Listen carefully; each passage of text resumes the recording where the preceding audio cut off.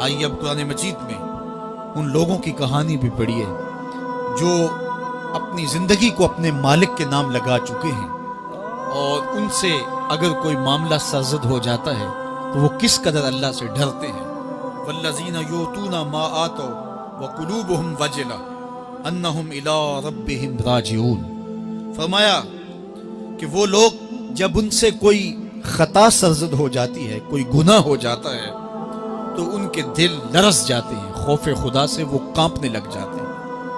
انہم الی ربہم راجعون، تو وہ اپنے رب کی طرف رجوع کرنے والے ہوتے ہیں۔ اگر ان سے کبھی کوئی گناہ سرزد ہو جائے، ان سے کوئی غلطی سرزد ہو جائے، تو پھر اس پہ ضد نہیں کرتے، اس پر مصر نہیں ہو جاتے، اس پر حجتیں اور دلیلیں نہیں لاتے، بلکہ وہ کیا کرتے ہیں، فوراً اللہ کے حضور رجوع کرتے ہیں اور معافی مانگتے ہیں۔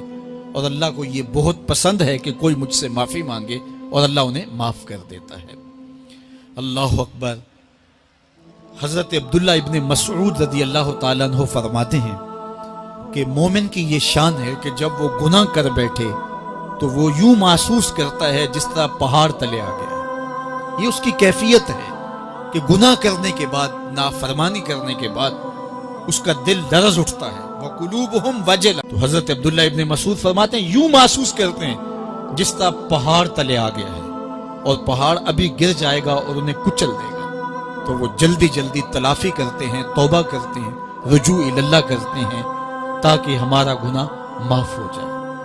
اور منافق کی مثال بھی بیان کی گئی، جب وہ گناہ کرتا ہے تو یوں محسوس کرتا ہے جیسے بدن پہ مکھی بیٹھی تھی، ہلکے اشارے سے اڑا دی۔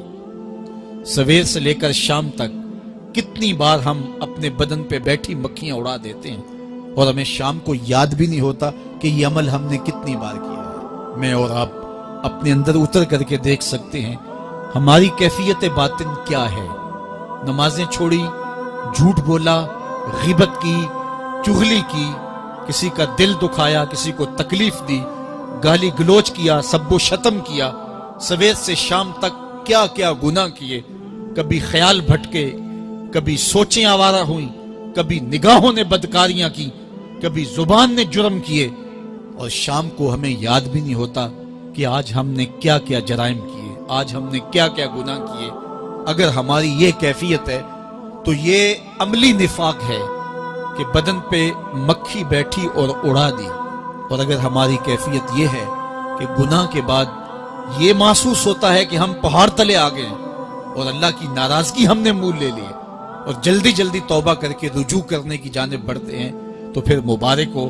نہیں تو مجھے اور آپ کو اپنا محاسبہ کرنا چاہیے، ہمارے دلوں پر زنگ چڑھ گئے ہیں، اور ہماری کیفیت یہ ہو گئی ہے کہ گناہ کرنے کے بعد بھی ہم ڈٹے رہتے ہیں۔ جبکہ زندگی اصحاب رسول کی دیکھیے ان سے بھی کبھی کوئی خطا سرزد ہو جاتی تو وہ فوراً اس گناہ کی تلافی کے لیے حضور کی بارگاہ میں حاضر ہو جاتے۔ حضرت ابو لبابہ رضی اللہ تعالیٰ عنہ نے اپنے آپ کو مسجد نبوی ہوا تو پھر حضور کے ہاتھوں سے اپنے آپ کو انہوں نے کھلوایا۔ ایک خاتون حضور کی خدمت میں حاضر ہوئی اور عرض کی، یا رسول اللہ صلی اللہ علیہ وسلم، مجھ سے بدکاری سرزد ہو گئی ہے اور میرے پیٹ میں بچہ ہے، اور میں چاہتی ہوں کہ آخرت کی سزا کی بجائے دنیا کے اوپر اس کی سزا مجھے دے دی جائے تاکہ میں پاک ہو جاؤں اور صاف ہو جاؤں، کیونکہ آخرت کی سزائیں بہت سخت ہیں۔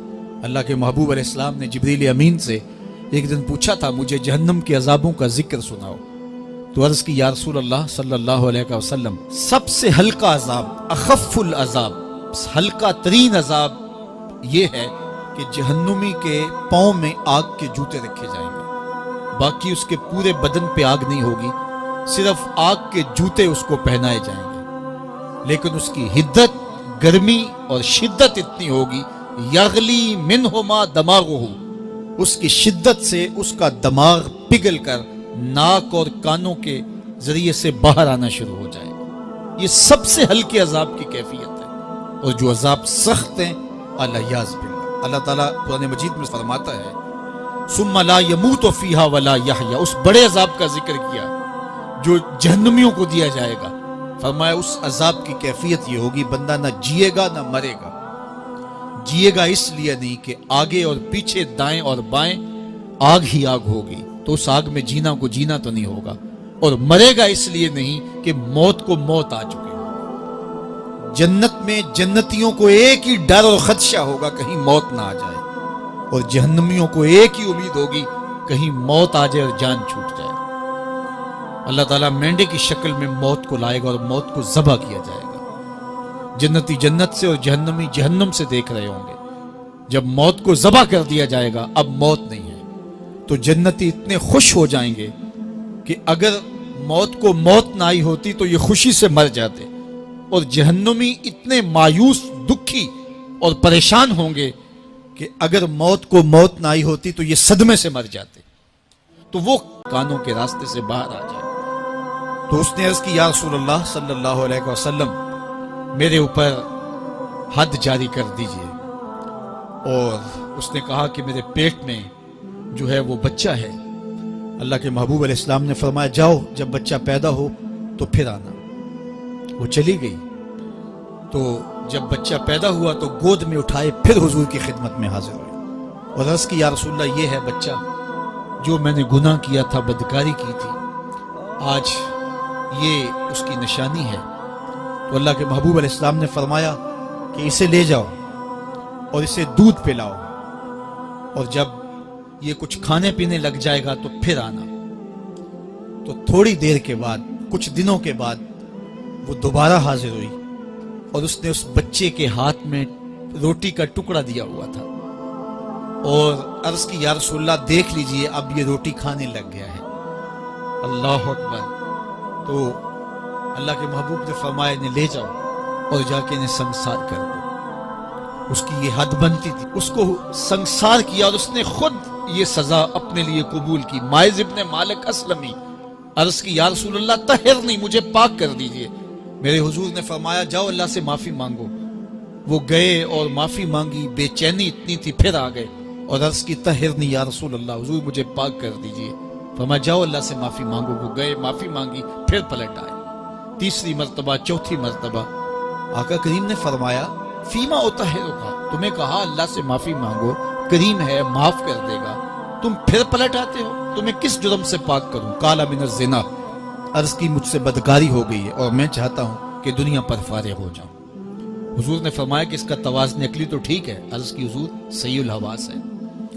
کہا کہ یہ نشے میں تو نہیں کہہ رہا، کسی نے اٹھ کے منہ سونگا، کہا حضور ایسی بات بھی نہیں ہے۔ فرمایا تم سوچ لو کیا کہہ رہے ہو؟ کہا حضور جو میں کہہ رہا ہوں وہ سچ کہہ رہا ہوں، مجھ سے گناہ سرزد ہو گیا اور میں چاہتا ہوں کہ دنیا پر ہی فارغ ہو جاؤں۔ اللہ کے محبوب علیہ السلام نے فرمایا کہ انہیں سنگسار کر دو۔ مائز ابن مالک اسلمی کو سنگسار کر دیا گیا۔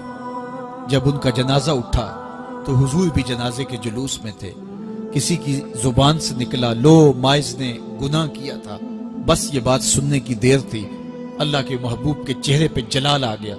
فرمایا خبردار اگر کسی نے میرے مائز پہ بات کی، میرے مائز نے ایسی سچی توبہ کی ہے اگر روئے زمین کے تمام مسلمانوں میں بانٹ دی جائے لکفاہم، سب کی مغفرت ہو جائے، کہ انہوں نے اپنے آپ کو خود پیش کیا ہے۔ اب مائز ابن مالک کا جنازہ اللہ کے رسول نے خود پڑھایا، بلکہ مسلم کتاب الحدود میں ہے کہ ان کے جنازے کے دوسرے دن یا تیسرے دن حضور ان کے ہاں تشریف لے گئے، اور جب آقا گئے وہم جلوسن، تو لوگ وہاں بیٹھے ہوئے تھے، تو یقین کیجئے کہ یہ وہ لوگ تھے کہ جن سے کبھی کوئی گناہ سرزد ہو جاتا تو وہ جلد توبہ کرتے، اور اس کی بڑی سے بڑی حد اور سزا بھی ہوتی تو وہ بھی کاٹنے کے لیے تیار ہو جاتے۔ میں اور آپ دیکھیں کہ ہماری زندگی میں اگر گناہ ہیں اور ہمیں سچی توبہ کی توفیق بھی نصیب نہیں ہے تو پھر ہم سوچ لیں کہ ہم کہاں کھڑے ہیں۔ دیکھیے اللہ دلوں کے بھید جانتا ہے۔ سچی توبہ یہ ہے کہ جو کیے پر ندامت ہو اور آئندہ نہ کرنے کا عزم مصمم ہو، پکا ارادہ ہو کہ یہ گناہ زندگی میں دوبارہ نہیں کروں گا۔ الگ بات ہے کہ پھر دوبارہ اس سے سرزد ہو جائے، لیکن جب وہ توبہ کر رہا ہو تو اس وقت اس کا پختہ عزم ہو اور اس کے دل کے کسی گوشے میں نہ ہو کہ چلو میں توبہ کر لیتا ہوں اور پھر ہو گیا تو پھر کر لوں گا۔ پکا عزم ہو کہ دوبارہ یہ گناہ نہیں کروں گا۔ اور اگر زبان سے توبہ توبہ کر رہا ہو اور دل میں ہو کہ ٹھیک ہے یہ تو صبح بھی مجھ سے عمل بد سرزد ہونا ہے تو اللہ تعالیٰ سے یہ مذاق کرنے والی بات ہے، اور اللہ تعالیٰ سے جو مذاق کرتا ہے وہ کہاں کھڑا ہے وہ خود سوچ لے۔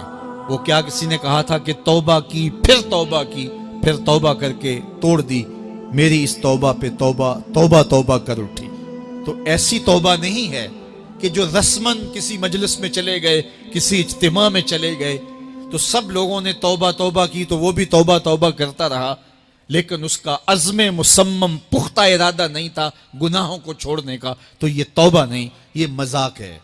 اس لیے اللہ کے حضور سچی توبہ یہ ہے کہ ما قبل کے گناہوں سے ندامت پیدا ہو جائے اور سچے دل سے ارادہ کیا جائے، پختہ عزم کیا جائے کہ دوبارہ میں یہ گناہ نہیں کروں گا۔ یہ الگ بات ہے کچھ عرصے بعد اس سے پھر سرزد ہو جائے، پھر وہ گناہ ہو جائے تو پھر وہ پکی توبہ کرے، تو 100 بار بھی گناہ کرے گا، 100 بار بھی توبہ کرے گا، اللہ 100 بار قبول کرے گا۔ لیکن اندت توبہ اس کا عزم مصمم ہونا چاہیے، اس کا عزم پختہ ہونا چاہیے۔ محض لفظوں سے توبہ توبہ پکارنا اور دل توبہ نہ کر رہا ہو اور دل عزم مصمم